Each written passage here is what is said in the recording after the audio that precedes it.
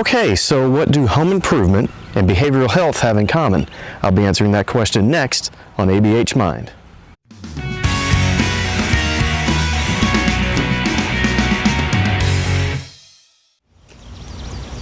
Okay everyone, I came and took some cover just for a second from this brief pop-up rain shower that we had, but that's okay. It's cooling things off and that feels pretty good. So let's take this opportunity to look at this week's question. This week's question is from Ashley. And Ashley writes, "Dear Dave, I notice you call yourself behavioral health. I've seen this term before. What is the difference between behavioral health and regular counseling? Sincerely, Ashley." Well, Ashley, that's a great question. I think it's a great question to start off the series. So behavioral health is a more global view of an individual. So rather than just looking at one aspect of an individual's life, like mental health, a behavioral care provider will look at many aspects of an individual's life. So for example, I look at 5 key areas that research has shown we must constantly maintain, improve, and keep in balance in order to maintain a higher level of life satisfaction. So if you think about 5 key areas and you place them on top of a pillar, we must balance those. We must keep them balanced, because if one gets out of balance, it'll throw your whole life out of balance. So what are those 5 key areas that I look at? Well, the 5 key areas are, 1, obviously, mental health, and that includes things like ADHD, OCD, depression, anxiety, those types of things. Another key area which I will look at is physical health, because your mental health and your physical health are so tightly interwoven, one directly affects the other. So say, for example, 60% of people who present to an ER physician for what they think is a heart attack are actually having a panic attack. Now, please don't misunderstand me. If you think you're having a heart attack, please, by all means, go to the emergency room.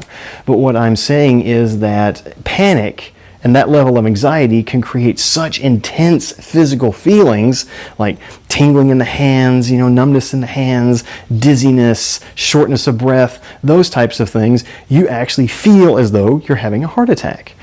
And the vice versa is true. If someone comes into me and they say, "Well, Dave, I haven't had a physical in a while," I'll recommend that they go check with their primary care physician to get a physical, because we know that there are a lot of physical conditions that will create things like anxiety, depression, and those types of things. So we don't want to go working on depression only to find out 5 sessions later that it's got a physiological etiology like thyroid disease.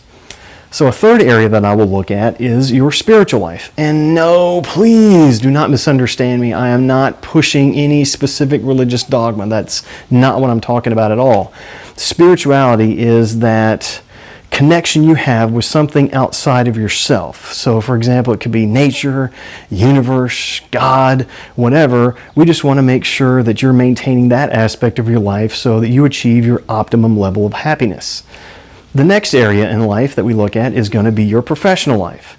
So whether you're a professional student and we focus on your academic performance or how things are going at school, or whether you're already out into the workforce, we look at how are you performing at that job, what are you doing to improve that job, is it time for a career change, are you satisfied with that job, or maybe you don't have a career and we help you to search and find for that career that you're going to have the most satisfaction.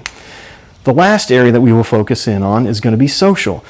Oh, I know, I hear all the introverts just cringing out there, but we have to face facts. Human beings are social animals, so we must maintain our social intelligence, which, by the way, if you want to read a great book on social intelligence, I recommend this one, Social Intelligence by Daniel Goleman. It's a fantastic book. I'll put a link here on the video for you.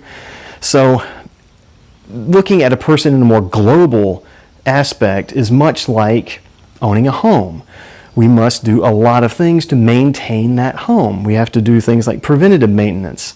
We do things like fix things if they've worn out or become broken.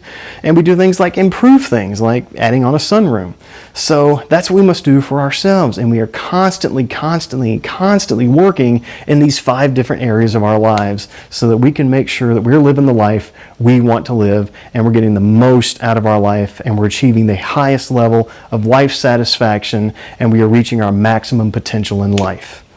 So Ashley, I hope that answers your question and I appreciate the submission. I'll be sending you this, your $25 gift card to Amazon. If you would like me to answer a question about behavioral health, please submit those questions to YouTube at abhmind.com. Again, that's YouTube at abhmind.com. Well, that's it for me in this edition of ABH Mind. I'm Dave Stevens with Advanced Behavioral Health, reminding you that a great life starts with you.